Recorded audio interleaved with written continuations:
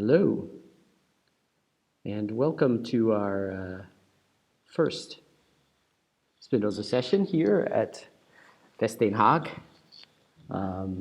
This is going to be a relatively regular, probably weekly discussion event that also complements our monthly Spinoza Circles events, which we do at the last Sunday of the month, every month, with more of a live participant-driven structure where we're actually reading Spinoza and discussing Spinoza directly from first primary materials. But this series is part of the Taustazine program at Den Haag, which is supposed to complement our normal programming, which unfortunately which can't take place at the moment in our location at the former American Embassy in the center of The Hague, due to the pandemic, which is sweeping the whole world. And in these very unusual circumstances, we are doing a series of other programming, including this new series in the general program, which is called Passionate Reason, Spinoza and the Arts. So for this first session, our first session, I'm very happy and I'm very thankful to introduce to you a wonderful scholar from Poland. His name is Mateusz Janik, and you see him in front of you right now. You'll see me over on his shoulder. Mateusz Janik works in the field of early modern political philosophy and metaphysics. He's the author of Spinoza's Political Ontology, which appeared only in Polish so far, and a variety of papers on political and social thought. His current research interests are focused on global and comparative philosophy, particularly the reception and impact of Neo-Confucian thought on the early modern philosophy. And that's mainly what we're going to start talking about today. So the way we decided to structure this today is that Mateusz will give a short introductory statement, which will be approximately 10, maybe a little bit longer, 10 to 15 minutes. And then we'll break into a conversation. I'll respond and ask a few questions, and we'll hopefully get into a lively dialogue. And then by the end, I'll take a look and see if there are any questions from people watching at home in their socially distant positions. So welcome, Mateusz. Thank you very much for joining us. Hello. Thank you very much for inviting me. As we discussed, I will start with reading a short statement or introduction, which will provide context of the phenomenon I would like to call Spinozism. And this term refers to the practice of linking Spinoza aspects of Chinese philosophy by the early modern European authors. It occurred in a brief period between late 17th century and the end of the first half of 18th century. And it should be stressed that this link was never developed as a systematic argument, but rather emerged at the margins of philosophical debate in the footnotes, letters, polemics, and pamphlets. So in other words, Spinozism as such never existed as a conceptual body of philosophical ideas. Nevertheless, it allows to trace certain dispersed body of texts that constitute yet another path within something that, after Althusser, I would like to call underground current of materials. And this path wouldn't become visible at all without this odd encounter between Spinozism and China at the end of the 17th century, while those two terms, Spinozism and China, should be treated as two narrative generalizations used by European authors to name and tame two forms of extremism, philosophical and geographical. The textual body, which constitutes main elements of this encounter, is itself extremely interesting due to its dispersion in time and space. Basically, there are three main groups of texts that allow to trace general trajectory of ideas that culminated in this quasi-event we're calling Sino-Spinozism. So the first group comes from 11th and 12th century and consists of texts on which Neo-Confucian orthodoxy was founded. They include works by leading authors of the Confucian revival during Song Dynasty, such as Zhou Dunyi, Zhang Zai, the Cheng brothers, or Zhu Xi. And the last of the authors mentioned here, Zhu Xi, has compiled and systematized various elements of the Confucian revival movement, constructing a discourse that later became known as Neo-Confucianism. The texts in question are focused on the idea of unity and contain a variety of approaches towards a generative ontology that aims at explaining diversity of beings within the universe that is conceived actually and ethically as a single body. The second group, this is the first group of texts that took part in this encounter between Spinozism and China, so to say. The second group of texts consists of the missionary receptions of the above-mentioned Neo-Confucianism, a reception that was simultaneously a translation, interpretation, and refutation. The majority of these texts was written by the Jesuits, engaged in endeavor of converting the emperor and the Confucian elite to Christianity. At the very same time, they produced a variety of accounts of their missionary activity addressed to European readers. These works contained geographical, ethnographic, and historical descriptions. They also presented Chinese intellectual landscape mediated in and fused with the scholastic notions that drew into the forefront of their depictions of Chinese thought the question of the conceptual apprehension of God and whether it was possible to provide such an apprehension within Chinese vocabulary itself. The Neo-Confucian discourse was known in Europe through these works by the Jesuits that were carefully filtered and crafted to resonate with the accommodationist missionary strategy implemented by them in China. Among these texts, the translation of Confucian classics that was published in 1687 under the title Confucius, the Chinese Philosopher, or Confucius Sinarum Philosophus, played the most important role in shaping the image of Chinese philosophy. However, another text might have been equally important for the emergence of the Sino-Spinozist link. The first account of the mission in China, written by Mateusz Janik and published by Nicolas Trigot in 1615, contains the following description of Neo-Confucianism at the dusk of Ming Dynasty. I want to quote it because I believe that it is an exceptionally dense passage that allows us to take a glimpse at something that is usually approached only indirectly, namely the anti-monist image of the cosmic body of the universe. So here comes the quotation from Mateusz Janik, which I find to be pivotal in our search of the causes that led to this encounter between Spinozism and Chinese philosophy. The quote goes as follows. The most common notion in this time has been taken, in my view, from the sect of idolaters, by whom Ricci means Buddhists, and was introduced 500 years ago.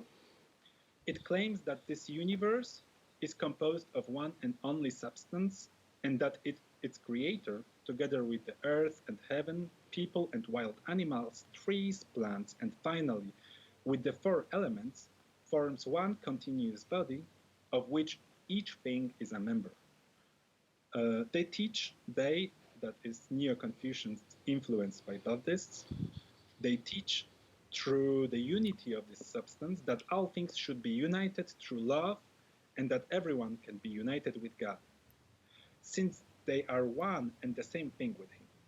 We try to refute these nonsenses, says Ricci, the Jesuit, not only using reason, but also through the testimony of their ancient sages. Ancient sages are here basically Confucius, the Duke of Zhou, and all the classical sage figures from canonic Confucian texts, who wrote something completely different.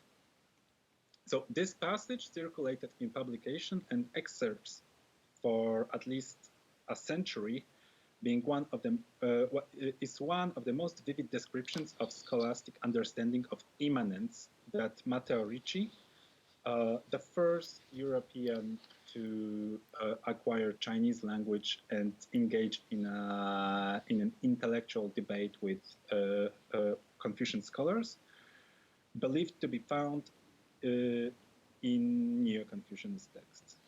However, it might be worth mentioning that in 1933, Louis Maverick recovered this passage, suggesting that it might have inspired young Spinoza, who might have encountered it while studying Latin at school led by former Jesuit Francis van den Ende.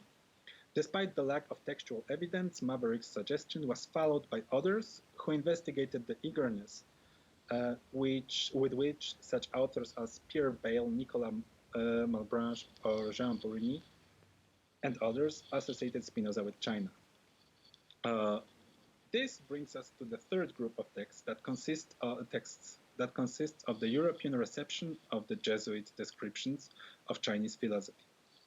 This is the layer in which we find mentions identifying Spinoza with Confucius, or claims that the new interpreters, that is Neo-Confucians, the name of Neo-interpreters can be treated interchangeably with the name of Spinoza. While these associations were made under the surface of the mainstream philosophical discourse, they have influenced the image of Spinozism as a form of transhistorical philosophical position. Thus, for Bayle, Spinozism could be seen as a method of thinking applied commonly outside Europe, while for Hegel, Spinoza was an Oriental philosopher, someone who brings the concept of unity to mix it with the particularism predominant in the Western thinking. It may be enough to note that the famous 1723 lecture on Confucius delivered by Christian Wolff has led to a scandal and expulsion of the philosopher from the University of Halle due to the accusations of crypto-Spinozism disguised as Confucian moral teachings. So this is my statement, or this is my introductory note, and where we go from here is also depends on you, right? Great. Yeah. Well, thank you very much. That was a very dense and fascinating introduction there. So, what was early modern Europe so afraid of with this monism and this potential atheism? What caused, for example, Wolff to be expelled for espousing these questions? Yeah. So, Christian Wolff writes already at the end of certain receptive process of Chinese tradition, but we can find in his lecture, which focuses on the secular sources of morality that can be based on reason itself and doesn't have to search any recluse in revelation, we can see what kind of discourse was facilitated by emergence of a completely non-European tradition that penetrated European philosophical discourse from at least second half of 17th century. So what happened when, maybe I will just provide a very brief historical genealogy of how those texts arrived to Europe. Because at the end of 16th century, Mateusz sets up the first Jesuit mission in China. He starts working he starts studying Chinese language, reading Chinese classics. His attempt is to develop a certain missionary device which would make Christianity a plausible intellectual choice for Confucian scholars who occupy prominent position within the imperial institutions. To do so, he needs to explore, he and his fellow missionaries starts to explore the body of texts that constitutes the canonical writing of Confucianism. And while his main claim, namely that there exists certain concept of God in pre-imperial texts that was forgotten or lost after the development of Neo-Confucian discourse, and it should be retrieved and the vehicle of this retrieving is Christianity. He and the other Jesuits also make a lot of discoveries that challenge the traditional Christian view of the world, particularly that the historical records of China casted a shadow of doubt on biblical histories, in which the major event was the deluge, right, the Great Flood. And after publication of historical records of historical tables about describing the Chinese imperial lineages, it became clear that those lineages are much longer than the history after the flood from the biblical tradition. Also, it seemed for many of those who studied Chinese texts in 17th century that they seemed to do just fine without revelation, without the concept of transcendent God, that a certain idea of materialist universe seems to work just fine as a basis of political organization and moral conduct of the people. So these kinds of problems produced a very critical situation within the Jesuit order itself, where those who tried to pursue the search of certain primeval theological tradition in ancient texts clashed with those who claimed that this tradition is inseparable from contemporary interpretations made by the Neo-Confucians, which are clearly, as they claimed, materialists. All this also, when this discussion arrived to Europe,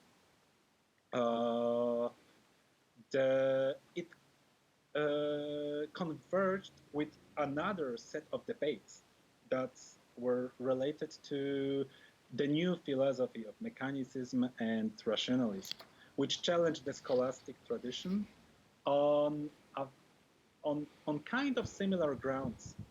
That it is possible to produce a certain moral stance and to describe world effectively without using such divisions as form and substance or occult properties, right? So those two, this was certain pre-Spinozist encounter, and because Chinese texts translated into European languages were filtered by the scholastic vocabulary, they emerged in front of eyes of European readers as texts that are surprisingly familiar and responsive to the questions they themselves had been asking while challenging the scholastic tradition. So all this caused that later, when the anti-Spinozist wave of reception appeared in Europe, the Chinese philosophical discourse was already integrated deeply enough into the general philosophical debate in Europe, so to be able to be used as a tool or a device within this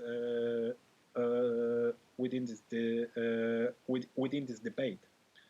But this is like only a starting point to answer your question about what was so terrifying in those immanent or pantheist ideas that were mentioned in this passage by Ricci, but also in anti-Spinozist treatise written in Europe. So just to summarize it, one problem that emerged when it turned out that potentially immanentist or monist ontology was providing a certain conceptual or ideological ground for political institution as great and as vast as the Chinese Empire, the threat of atheism and the danger of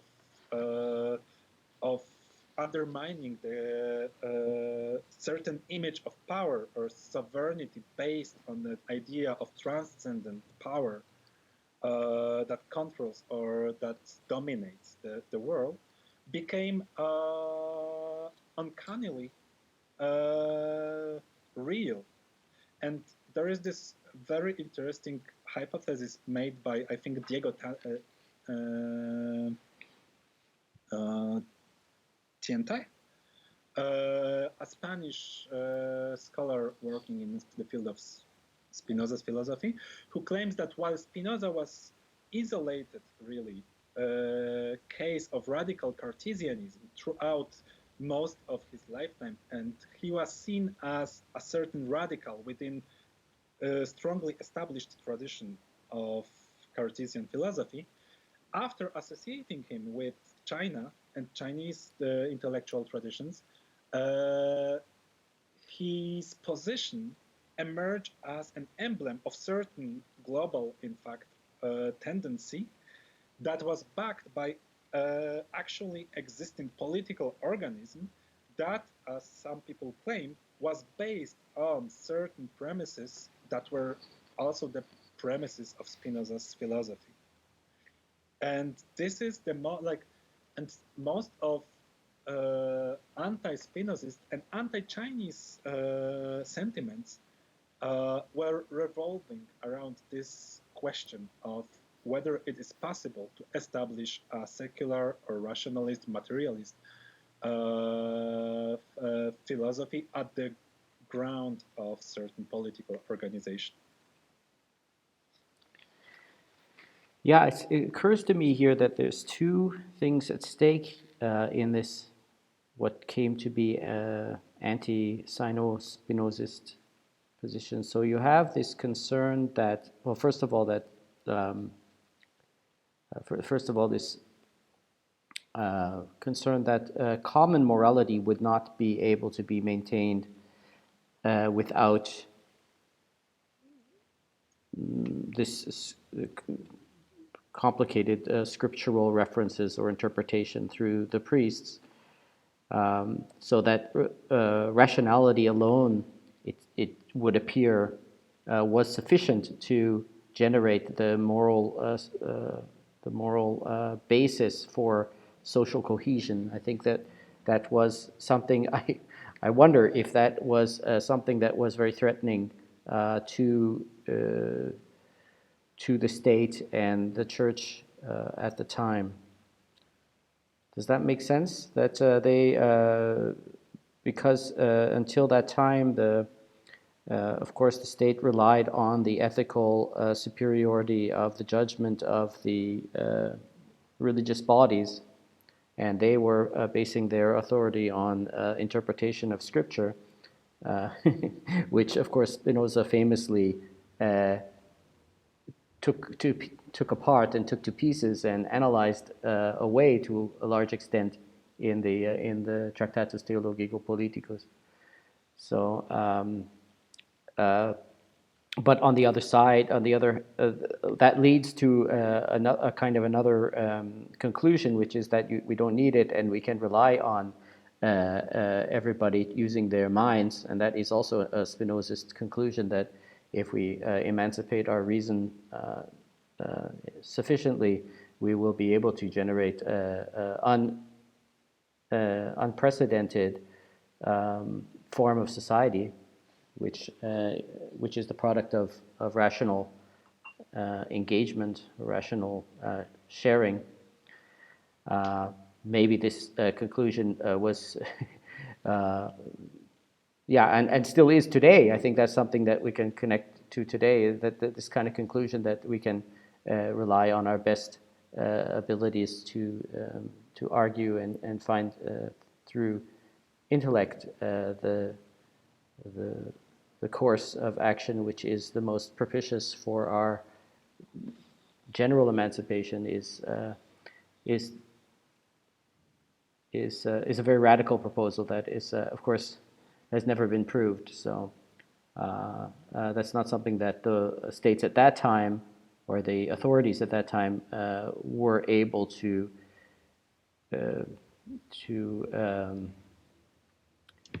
subscribe to. Did you fall asleep? No. It's well, one thing that I find interesting in this context is that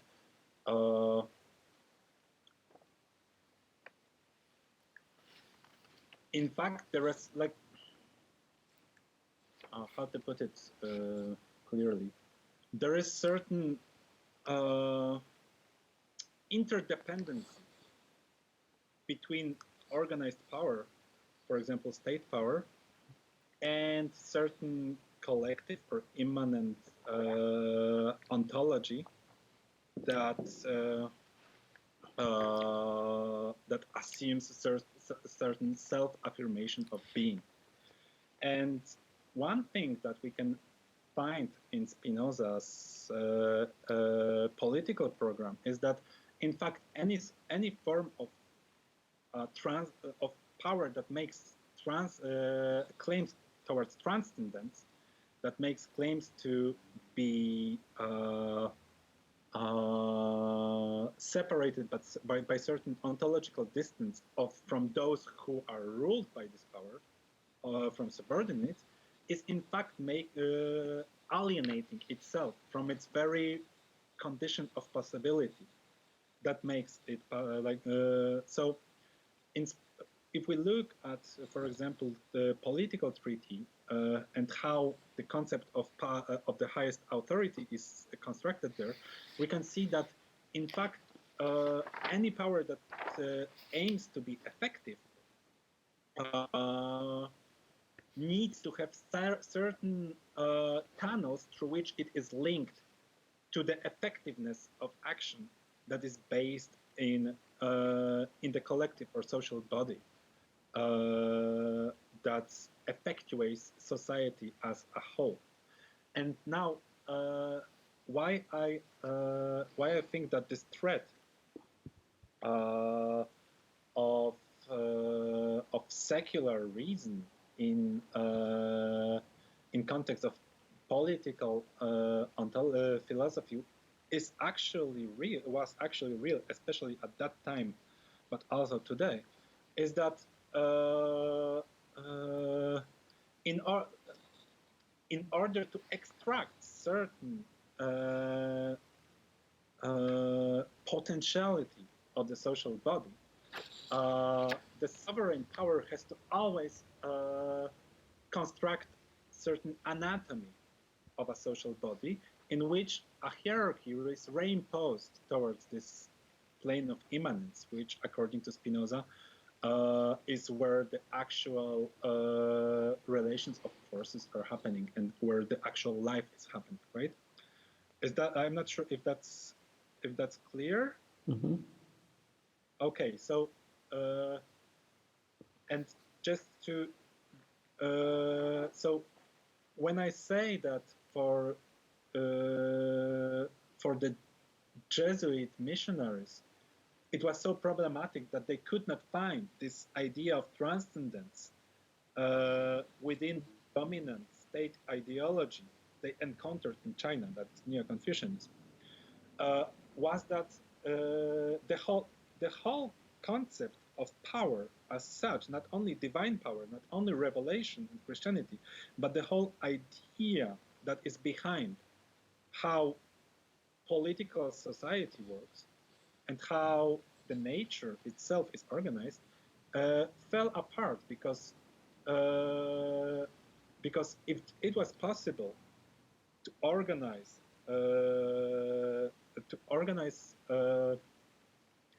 certain political entity according to the rules of reason, the very need of certain sovereign power, the very need of God and monarch and so on, and the very need of hierarchy dissolves. However, and this is something fascinating in this whole cluster of different philosophical tendencies that we find in this encounter between China and Europe in the early modernity. The Chinese philosophy, Neo-Confucian discourse, was itself struggling hard in order to insert certain hierarchical anatomy into the collective or the universal body, which was at the center of its like conceptual vocabulary.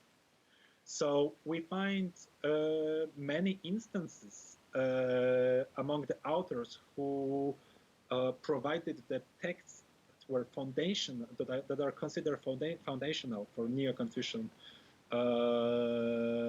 teachings, where the concept of a body constituted by multitude of things is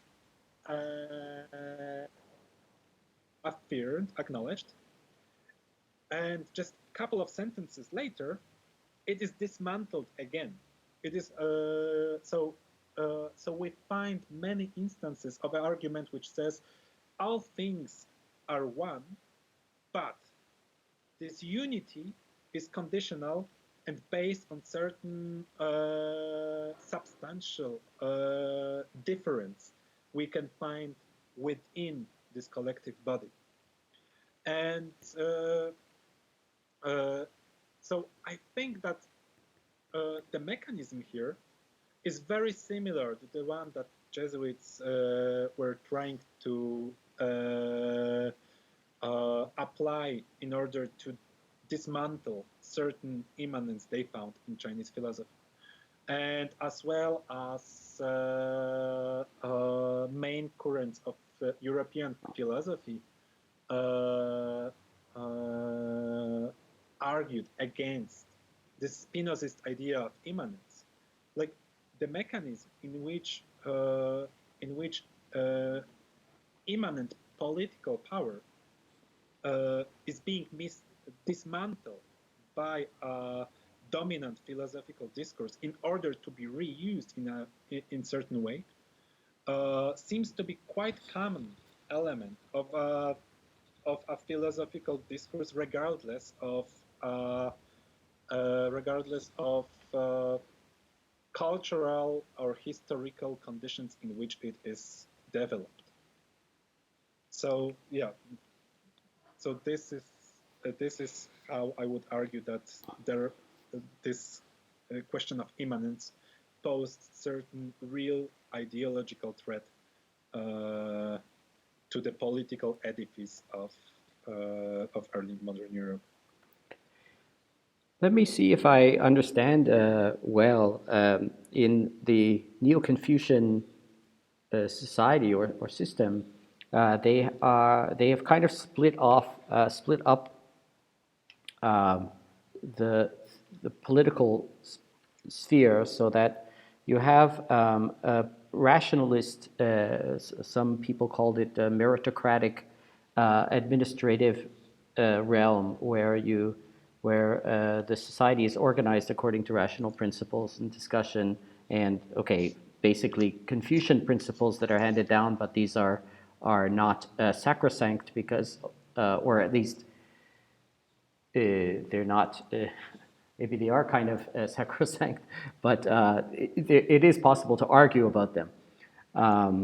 And then you have the current immanence, an acknowledgement of that there is, that everything belongs together, everything is part of one body. And so the project, the political project of Neo-Confucianism is just a kind of enlightened administration of the needs of the people, within this acknowledgement that we're just doing our best. Everything is in a unity anyway. I'm trying to look at trying to compare this to Spinoza's project, political project, in a way where you also have this, to a very large degree, refutation of free will. Everything is happening. Everything is perfectly fine the way everything is happening, because it's all nature. It's all imminent action. Whereas there is still this liminal possibility for human beings to administer their affairs better or worse,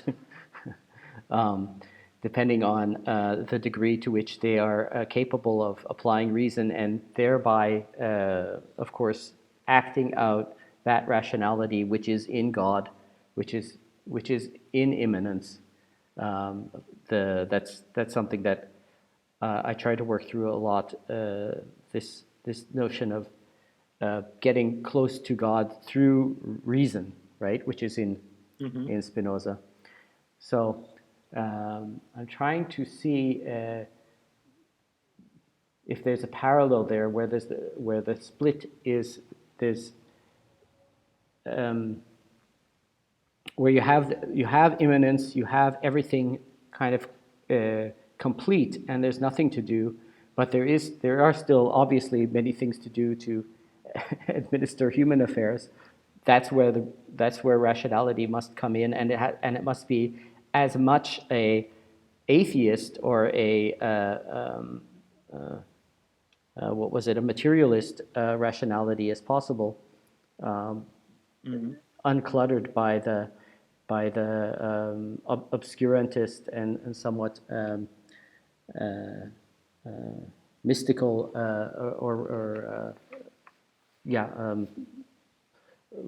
anyway, less purely rational modes of the Christian Church. What I notice is that, for example, you have in scholasticism, you have the four Aristotelian elements, which always have to be balanced in this strange way. Whereas in Chinese philosophy, you have five elements. Of course, there's another cosmology around that, but this doesn't seem to get in the way of the political project as much as it does in the scholastic order, right? So this cosmology with the five elements is kind of put over on the side. It's okay. There's the five elements, but we have to deal with the social and political affairs in a separate realm. I'm not sure. Mm-hmm. I mean, well, maybe it's a good moment to tell a little bit about how Neo-Confucianism is constituted and how is it posited within a broader horizon of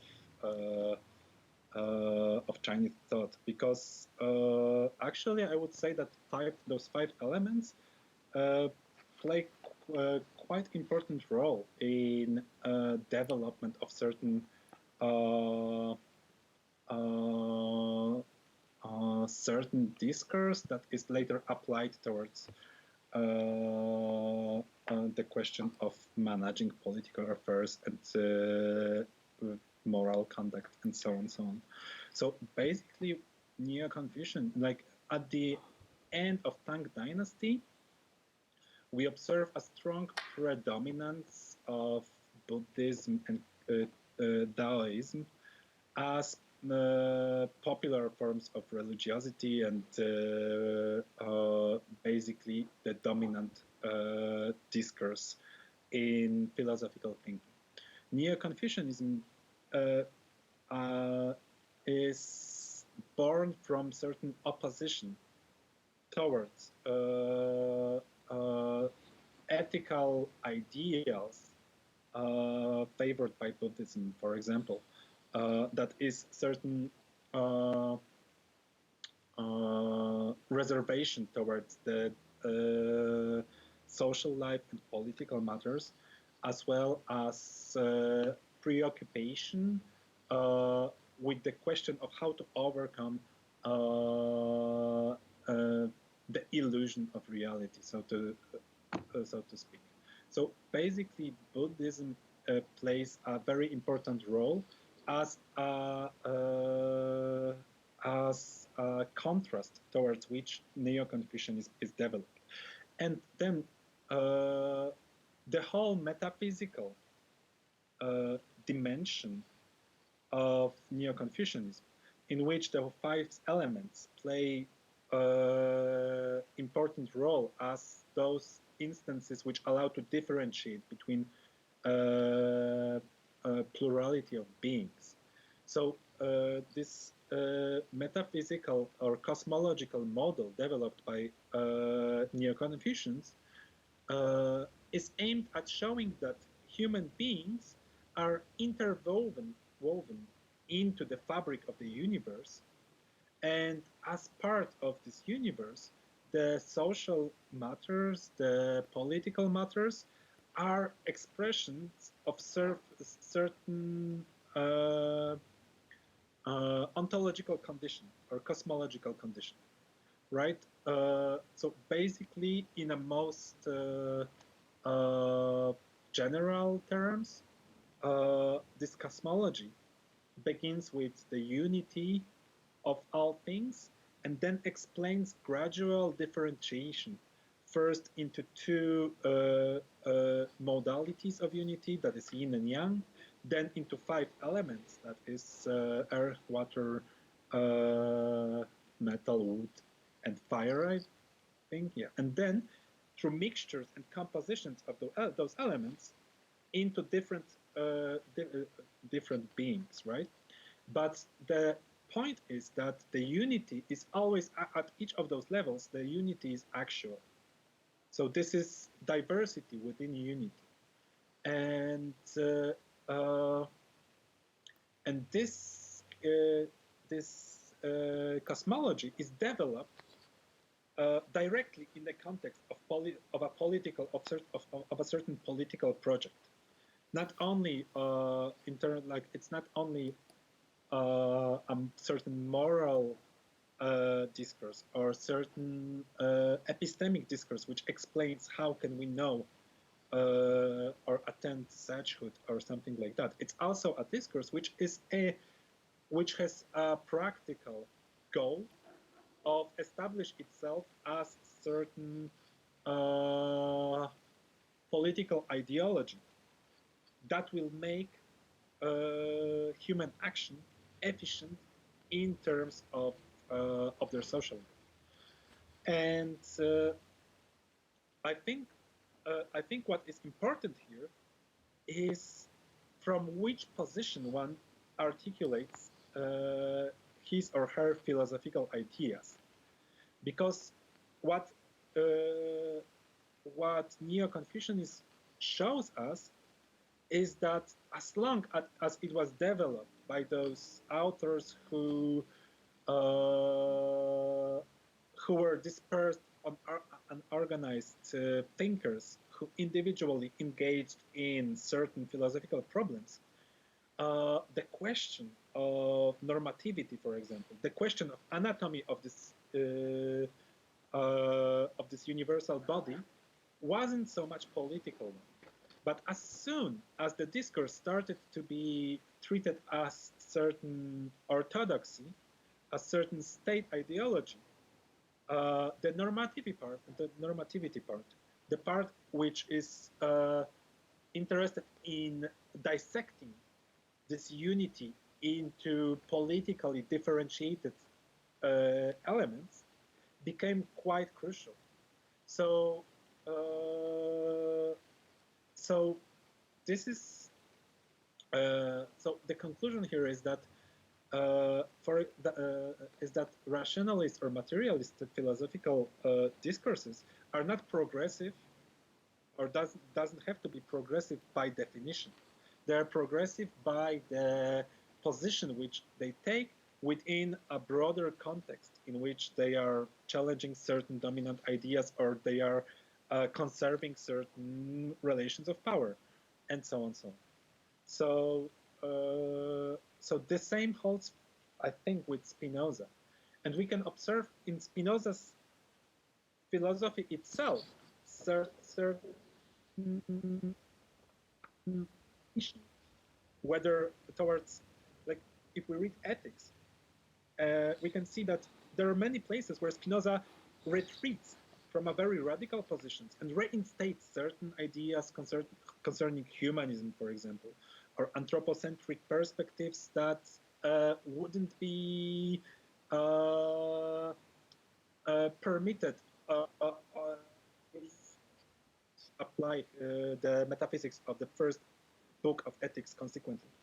So we can see how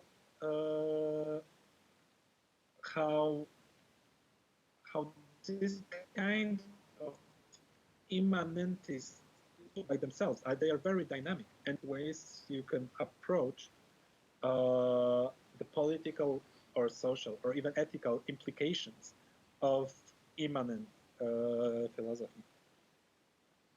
So let's go a little bit more into that, into the implication in Spinoza of this distinction. What you are, I'm looking at my notes here. So you're saying that the five elements and the elaborate cosmology of the Chinese is part of the political project. I can see that it also integrates us into this play of balances of forces. In that way, it's quite similar to scholasticism. Do you have any concrete examples of how those kind of considerations come into play in Confucian decision making, or in Confucian argument? Well, let me think for a moment. Well, so there is, for example, a very important debate concerning the relation. Okay, so yeah, okay, I have an example. I will. So, so one of the earliest authors of Neo-Confucian tradition is Zhang Zai, who is also one of those thinkers within within the scope of this discourse, who is the most materialist one.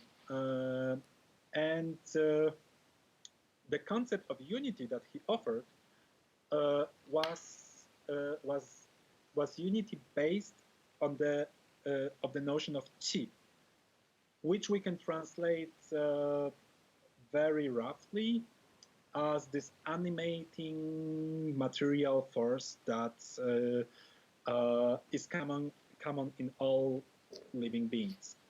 So basically, his argument is that qi is a certain operator within nature, which by concentration and dispersion constitute singular entities. It's a very similar. It might be considered as a primary matter. This kind of a concept of physical substance that can be contracted, dispersed, and can be composed in different ways, creating singular objects, things. So because all things are made of qi, argues Zhang Zai, and because qi is continuous, then all those things constitute a single body in a very literal sense. The body of the universe is also my body, as I am a part of the universe. So the implications Zhang Zai drew from this was that whatever action taken externally or towards an external object has to be considered as an action I'm taking towards myself, right? There is this closed circuit here, and thus every single being outside of my individual existence should be treated as I am treating myself, should be treated with a universal care or universal love. This is the term used by Zhang Zai. But so this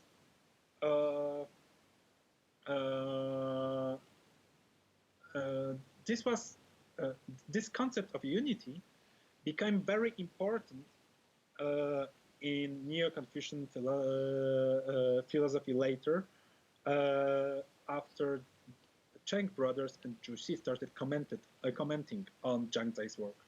However, what they noticed is that there is certain threat of undermining, for example, anthropological distinction, in which human beings and animals become, in a way, conflated and treated in the same way. What is more, certain social hierarchies, like division between rulers and the subordinates, or fathers and sons, becomes questioned within this scope, within this horizon. So their answer was to put a greater emphasis of another very important concept in Neo-Confucian discourse, namely Li, which we could translate as a ratio or pattern or certain principle which decides what things are and what things are not, right? So, so the answer towards Zhang Zai's materialism was to acknowledge the unity it implied, but to claim that what makes this unity efficient is that things are differentiated within it along certain pre-established normative patterns or ratios or principles. And the unity, in fact, is the unity of those principles at this transcendental level, which, whenever they emerge in a real natural world, constitute certain pre-established order. Thus, in order, for example, to do politics, right? In order to act according to your social role, is to act according to certain pre-established order, which is transcendental, which is independent of historical conditions in which you find yourself. Whether while materialist unity does not allow this kind of normative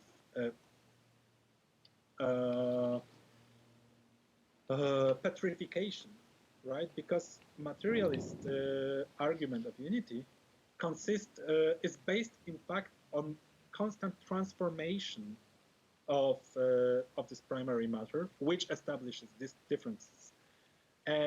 So this is an example of how certain concept of unity, of immanence, becomes transformed in order to serve purposes of certain political ideology, right? It was pretty. I'm not sure if it was clear what I said. Well, we're in very deep territory here, and I'm also um, doing my best to try to keep up with a lot of new concepts for me. I see that we have a kind of a radical. Now, I want to get to, as we should probably close soon. Something you were discussing in your other essay. Now, I would like to get the Thinking the Future essay that you wrote. Oh yeah. Where there seems to be a distinction of a kind of communism or radical democracy, and this we can get to in this kind, referring to what you were just talking about, like how there's a kind of general materialist view where there is not, let's say, the same kinds of distinctions as in Li and Qi, but that there is this always a provisional form that's always going to be discussed and revised, whereas it seems like these, you said the Cheng brothers and the ones who were following the unity of Qi theory wanted to emphasize that there should be some kind of transcendental structure that proceeds and goes into the future. From what I understood, there's these two kinds of communisms in the post-war Spinozism in especially in France, where you have this kind of immanent material communism, which is the communism of all things, where which is a kind of an a-human or inhuman communism, where humanity is just one of the material features of of um,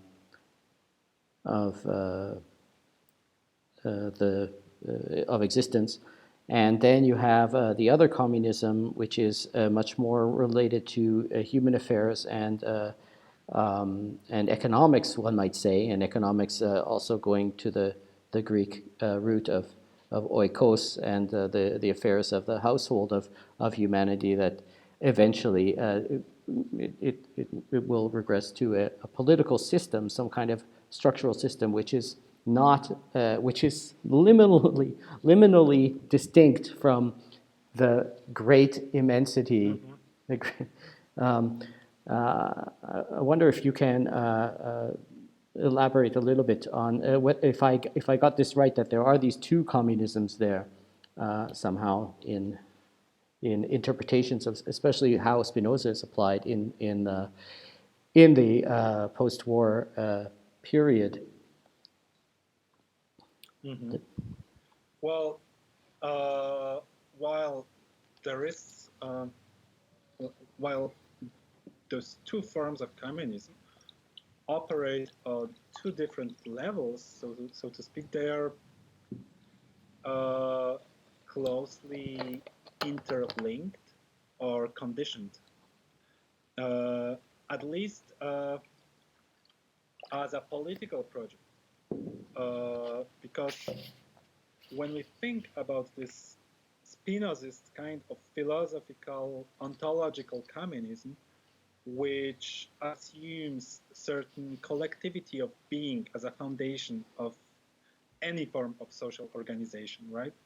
Which makes claim that any form of power, for example, is either an expression of this collectivity or an alienation of certain potentiality of this collective being. The communism of the second kind, the let's say phenomenal communism, or communism as a certain political project, well, as far as we are interested in considering as a viable idea, as an idea worth pursuing, well, we need to think how this political project is able to stimulate our collective body to experience and affect and be affected in the growing number of ways. So this would be certain Spinozist approach toward this political project, right? Which claims not so much establishment of certain communal power, for example, but the question of communal productivity, rather, right? And the question of intensifying certain forms of social life that that are possible while forming certain common body. And yeah, this is how I would try to how I understand this relation between basically a political movement and its ontological premises. And its form goes even further whenever we are developing certain critique of a political movement, for example, or political tendencies of certain economical or social structures. One thing which is important, and one lesson we can take from Spinoza, is that we ought to see or try to find out which elements of this collective body are treated as animating the political organism or institutions or movements in question. If we talk about fascism, for example, it's a vital thing to diagnose or to see what kind of affects are at play here at the very bottom of this movement, which produce it, which allow it to be a product in a way. Without that, I think it's impossible to designate or to offer any kind of opposition that would challenge, for example, fascist tendencies that we observe today in Europe, right?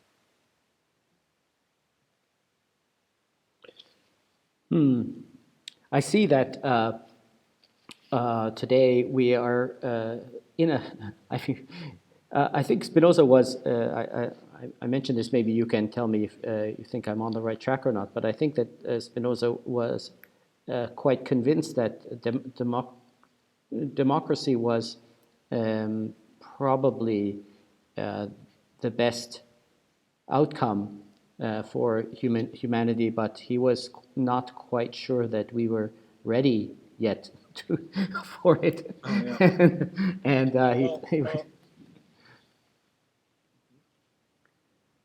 yeah, I usually interpret it to be like he probably imagined that we had a few thousand years to get there, right? And in the meantime, we have this. We don't. I know we don't now, but at his time, maybe he thought, you know,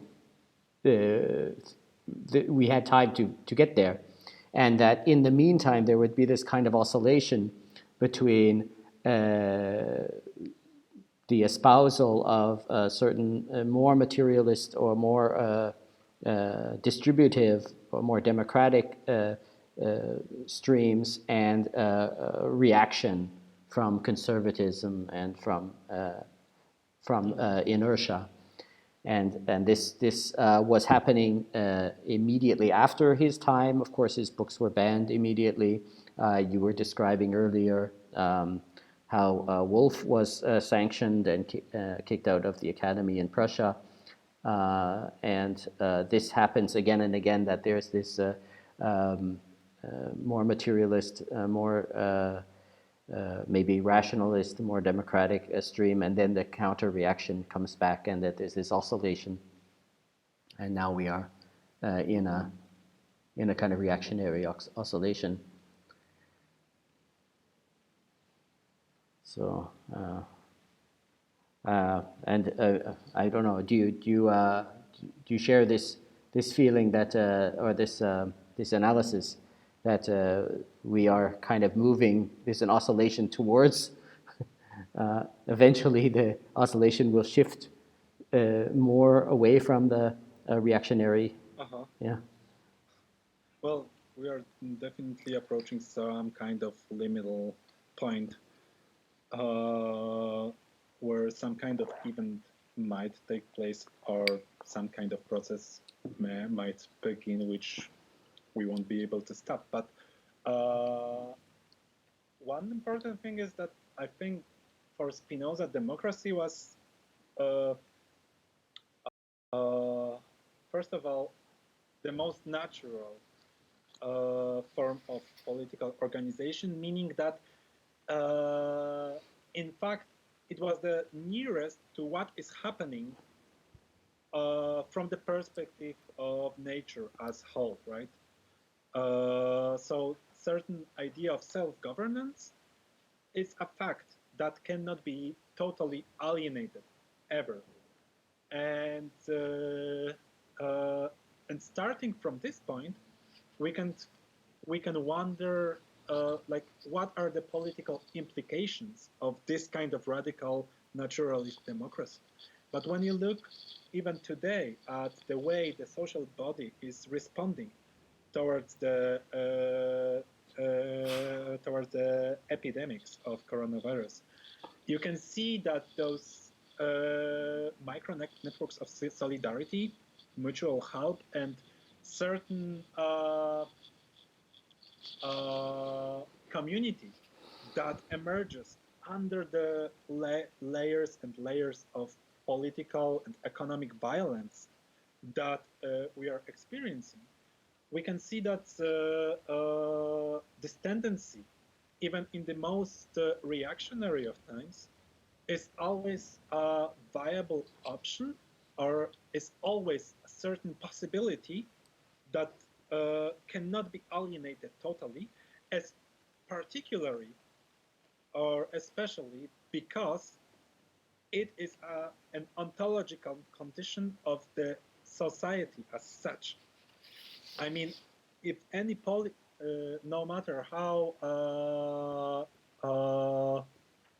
violent or how alienated power of capital or power of nations governments would be imposed, its possibility, its very condition of possibility, is certain social relation that at the fundamental level operates in a democratic way. And then, yeah, so this would be my answer towards your question. I'm not very optimistic about our nearest future, but I do not believe that it is possible to eradicate the democratic tendencies from society, because society is democratic by the very definition, at least at a certain ontological level.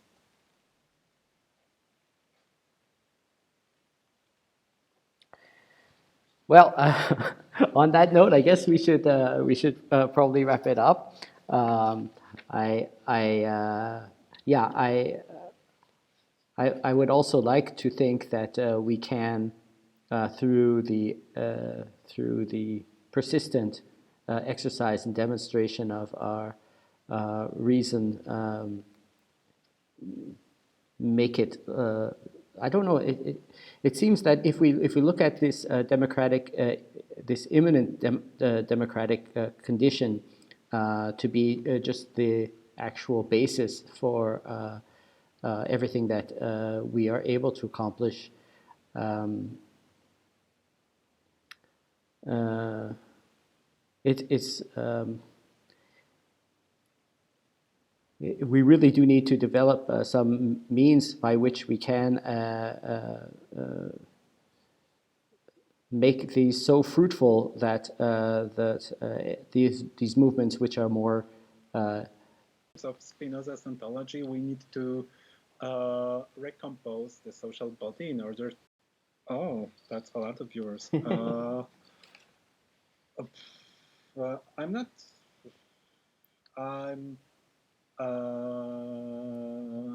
I'm not really sure what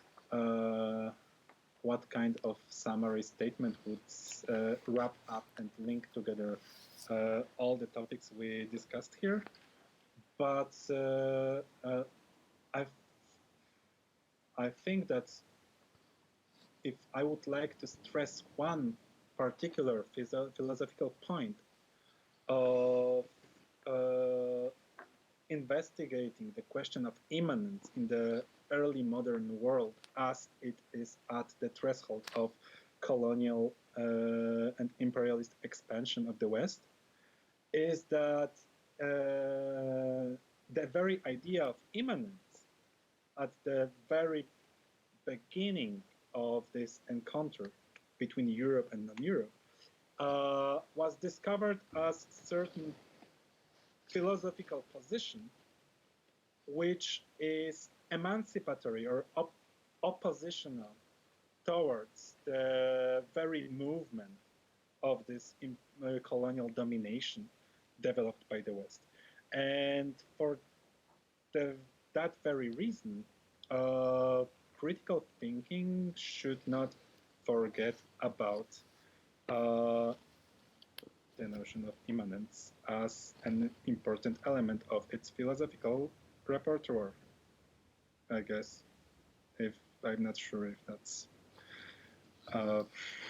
so this notion of immanence. interesting. Yeah, but just to be clear, this notion of immanence, which is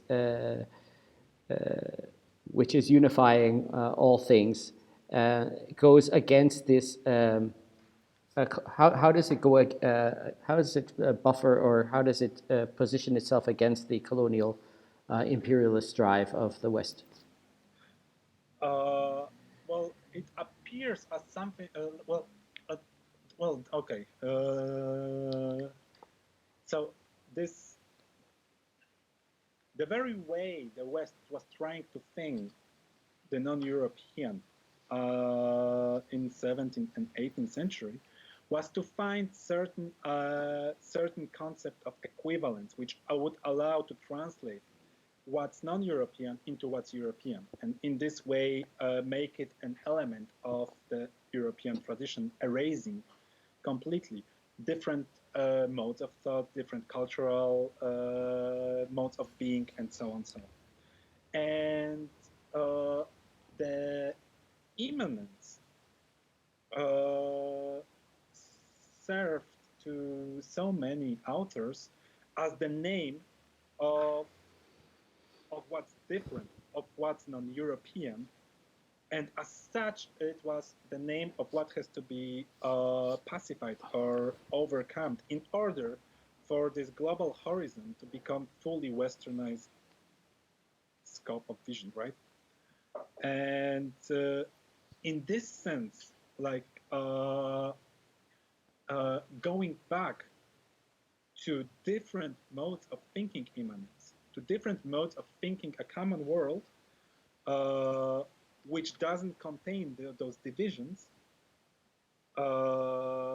which challenges the very concept that being at the fundamental level is qualitatively differentiated,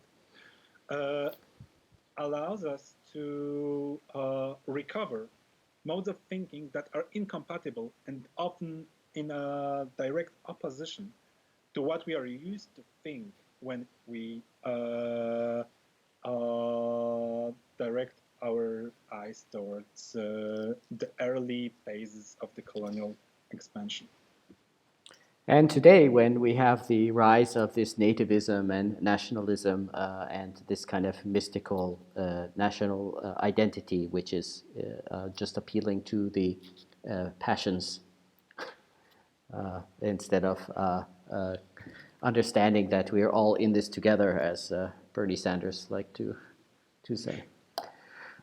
Okay, well, I'd like to thank you very much for your patience and your careful explanations, and I'm very, very stimulated to read more and explore this pivotal period, which it seems that we're living through an echo of it right now.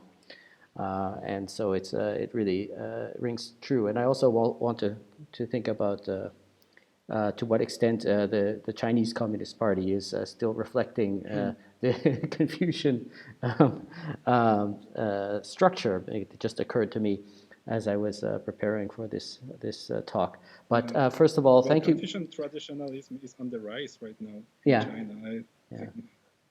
Yeah, well, it does provide it does provide a legacy to build on, and there's aspects of Confucianism which are also very patriarchal, which I'm sure that parts of the Communist Party would not like to preserve. But the meritocratic, the administrative structure, the structure of theoretical exams and philosophical examinations, I think that's something that already exists, and I think that definitely resonates with probably their project for the future. But yes, again, thank you very much, Mateusz. It's wonderful talking with you. I hope we'll have many more chances to talk again and to exchange again. And I thank everybody for tuning in to this first Spinoza session. It's probably been pretty rocky on the technical front. We'll try to make it a little bit smoother as we get better at it. And again, then I have to also again thank Mateusz for being the first subject of this technical agonism experiment. But actually, we did record it locally. So if the stream recording is not good, then we'll resort to the other one. And so that's all from both of us. We're going to log off now. And thank you again for being there, Mateusz. Thank you very much for having me. And thank you, everybody, for watching. And see you on the next session next week when I'm going to be talking with Jim Bacho, who's in Taiwan. Bye-bye for now.